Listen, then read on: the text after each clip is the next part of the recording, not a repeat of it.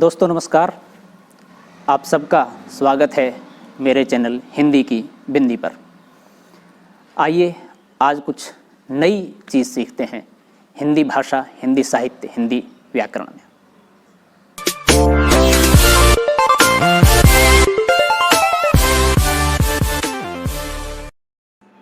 वाक्य और उसके भेद। आज के वीडियो में हम हिंदी व्याकरण के अंतर्गत महत्वपूर्ण विषय वाक्य और उसके भेद पर चर्चा करेंगे। आप इसे अच्छे से समझें, क्योंकि वाक्य से ही कविता, कहानी, उपन्यास, नाटक आदि विधाओं को लिखा जाता है। इससे संबंधित अनेक सवाल प्रतियोगी परीक्षाओं में पूछे जाते हैं। अतः इसे आप जान लेंगे तो आप वाक्य संबंधी गलतियां नहीं करेंगे। आइए तो शुरू करते हैं आज का टॉपिक, वाक्य। वाक्य और वाक्य के भेद। दो या दो से अधिक पदों के सार्थक समूह को जिसका पूरा पूरा अर्थ निकलता है वाक्य कहते हैं। उदाहरण के लिए, सत्य की विजय होती है। यह एक वाक्य है क्योंकि इसका पूरा पूरा अर्थ निकलता है। किंतु सत्य विजय होती वाक्य नहीं है क्योंकि इसका अर्थ नहीं निकलता है। वाक्य के दो अंग होते हैं, उद्देश्य और विधेय। वाक्य भेद दो प्रकार से किए जा सकते हैं, अर्थ एवं रचना। अर्थ के आधार पर वाक्य भेद 8 प्रकार के होते हैं और रचना के आधार पर वाक्य भेद 3 प्रकार के होते हैं। पहले हम जानते हैं अर्थ के आधार पर। अर्थ के आधार पर 8 प्रकार के वाक्य होते हैं। ये कौन कौन से हैं? निम्न है: विधानवाचक वाक्य, निषेधवाचक वाक्य, प्रश्नवाचक वाक्य, विस्मयादिवाचक वाक्य, आज्ञावाचक वाक्य, इच्छावाचक वाक्य, संकेतवाचक वाक्य, संदेहवाचक वाक्य। अब एक एक वाक्य की विस्तृत परिभाषा जानते हैं, उसके उदाहरण सहित। विधानवाचक सूचक वाक्य वह वाक्य जिससे किसी प्रकार की जानकारी प्राप्त होती है वह विधानवाचक वाक्य कहलाता है। जैसे, भारत एक देश है, राम के पिता का नाम दशरथ है, दशरथ अयोध्या के राजा हैं। इन सभी वाक्यों से किसी विशेष चीज की जानकारी मिल रही है।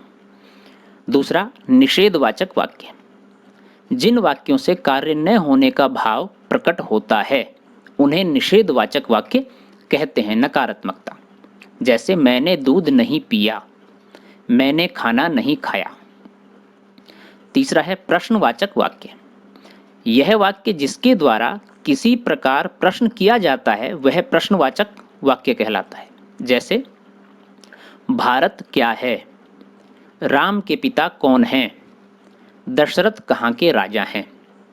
ये सभी प्रश्नवाचक हैं। चौथा है आज्ञावाचक वाक्य। वह वाक्य जिसके द्वारा किसी प्रकार की आज्ञा दी जाती है या प्रार्थना की जाती है वह विधि सूचक वाक्य कहलाता है। जैसे, कृपया बैठ जाइए, शांत रहो, कृपया शांति बनाए रखें। पांचवा, विस्मय आदि वाचक वाक्य। वह वाक्य जिससे किसी प्रकार की गहरी अनुभूति का प्रदर्शन किया जाता है वह विस्मय आदि वाचक वाक्य कहलाता है।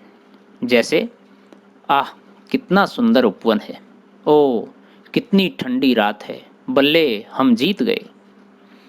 छठा, इच्छावाचक वाक्य।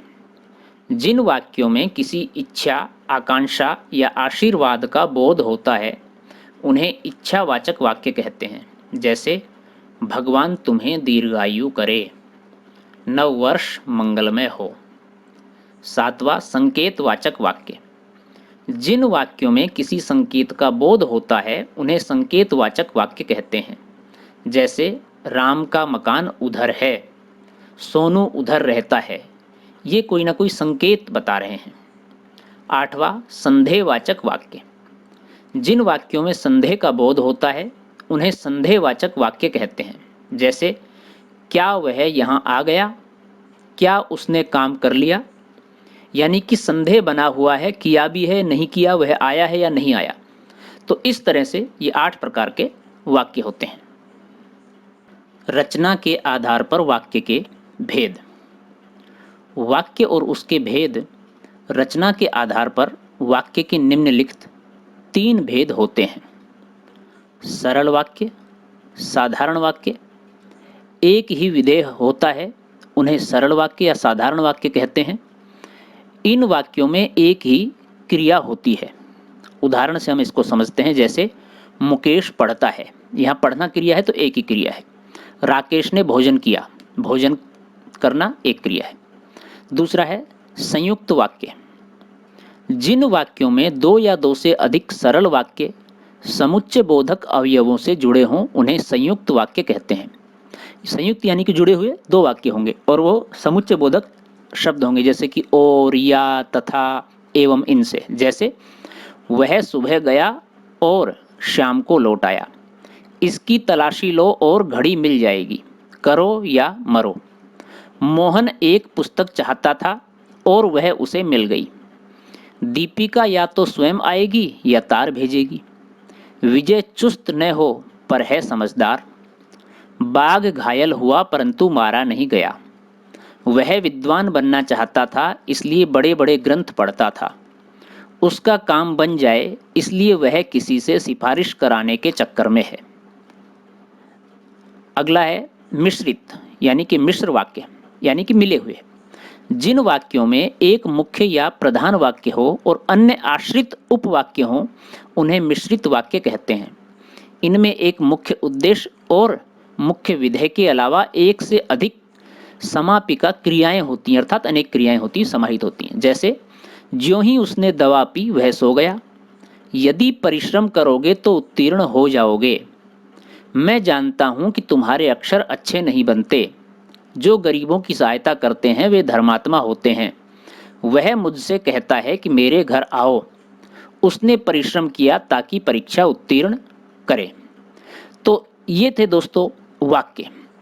आपको ये टॉपिक कैसा लगा, वाक्य रचना संबंधित, हमें ज़रूर बताएं। यदि अच्छा लगा हो तो लाइक करें, शेयर करें, कमेंट्स करें और चैनल को सब्सक्राइब करना न भूलें।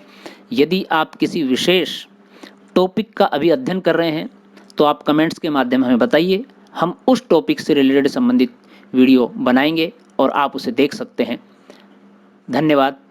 नए वीडियो में नए टॉपिक के साथ फिर मिलते हैं। शुक्रिया।